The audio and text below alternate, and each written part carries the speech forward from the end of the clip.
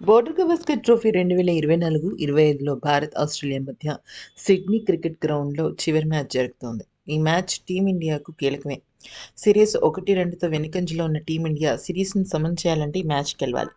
కనీసం అప్పుడైనా WTC ఫైనల్లోకి అడుగుపెట్టేందుకు at least కొంత శాతమైనా అవకాశం ఉంటుంది. అయితే ఈ మ్యాచ్లో భారత జట్టు కీలక మార్పులతో బరిలోకి దిగింది. ముఖ్యంగా రోహిత్ శర్మ పేలవమైన ఫామ్ కారణంగా తనంతట తానే జట్టు నుంచి తప్పుకున్నాడు అన్న విషయాన్ని తనే చెప్పుకున్నాడు. కానీ ఈ మ్యాచ్లో రోహిత్ శర్మ ఒక కొత్త అవతారం ఎత్తాడు.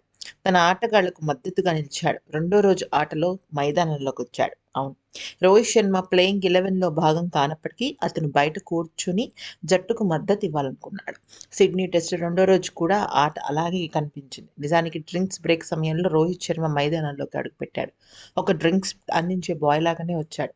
ఈ సమయంలో అతను జస్ప్రీత్ బుమ్రా, రిషబ్ పంత్, సిరాజ్లతో చాలా అద్భుతంగా మాట్లాడాడు. వాళ్ళు మాట్లాడిన తర్వాత అంటే అక్కడున్న రోహిత్ మాట్లాడిన తర్వాత వాళ్ళ ఆటలో చాలా మంచి మార్పు వచ్చింది.